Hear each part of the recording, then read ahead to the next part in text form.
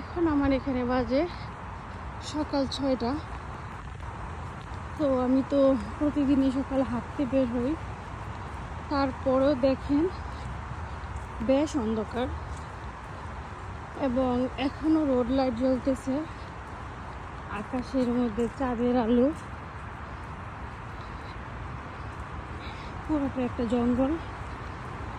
আর আমি তার পাশ দিয়ে হেঁটে যাচ্ছি, আর এটা হচ্ছে মেন রোড।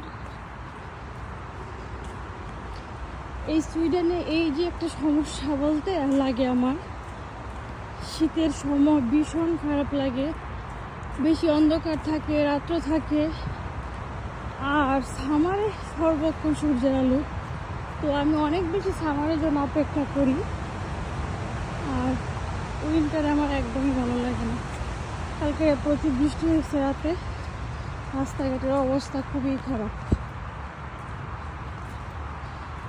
আর অনেকটা সময় লাগবে, ঘন্টা দেড়েক, যে একদম ভালোভাবে সকাল হতে।